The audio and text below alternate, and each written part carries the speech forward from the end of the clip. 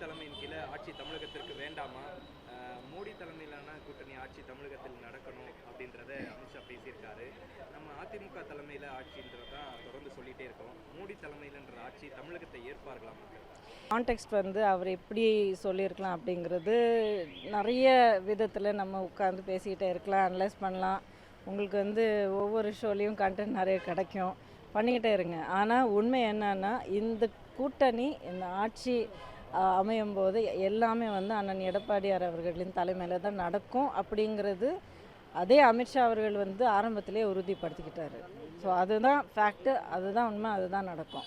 ஆரம்பத்தில் ஒரு முறை அதை சொன்னார், அதன் பிறகு பல முறை சொல்லியிருக்காருங்க. இல்லைங்க, பல முறை சொல்லியிருக்காரு, பல ரெஃபரன்ஸ் வந்து அவர் பண்ணியிருக்காரு. அது திரும்ப திரும்ப உறுதிப்படுத்தியிருக்கிறாரு. அவரும் பண்ணியிருக்காரு, அவருடைய கட்சிக்காரங்களும் பண்ணியிருக்காங்க.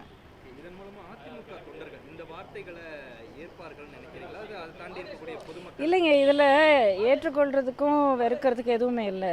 நம்ம அதிமுகவுடைய அந்த ஒரு பாதையும் நம்மளுடைய அந்த லட்சியமும் ரொம்ப கிளியராக இருக்குது, ரொம்ப தெளிவாக இருக்குது. இது வந்து இன்றைக்கி நேற்றுக்கு உருவாகின கட்சி கிடையாது.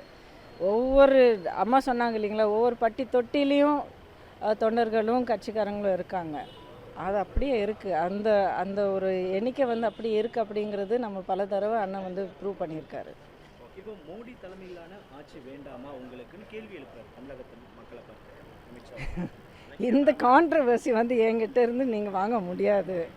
இந்த இந்த தேர்தல் வந்து தமிழகத்தை வழி நடத்தி அடுத்த 5 ஆண்டு காலம் இப்போ இருக்கிற இருட்டிலிருந்து வெளிச்சத்துக்கு முன்னேற்ற பாதையில் கொண்டு வர வேண்டிய ஒரு மிகப்பெரிய ஒரு கடமையும் ஒரு லட்சியம் இருக்கிற ஒரு ஆட்சியாக அமையணும். அந்த ஆட்சி வந்து அமையும். அண்ணன் எடப்பாடியார், அதாவது தமிழகத்தின் முன்னாள் முதலமைச்சர், ரொம்ப வெற்றிகரமாக செயல்பட்ட மக்களின் முதலமைச்சர் அண்ணன் எடப்பாடியார் மறுபடியும் ஆட்சி பொறுப்புக்கு வருவார். அதுக்கான அத்தனை முயற்சி மட்டும் இல்லை, அது ஒரு போர்க்களத்தில் இறங்கி செயல்படுற அளவுக்கு நாங்கள் எல்லோரும் இறங்கிட்டோம். இப்போது பொங்கலுக்கு 3000 ரூபா கொடுக்குறாரு, ஒரு புதிய ஓய்வூதிய திட்டத்தை அறிவிச்சிருக்காரு. அப்படி இருக்கும்போது கூட அவங்க வெற்றி பெற மாட்டாங்கன்னு நினைக்கிறேன்.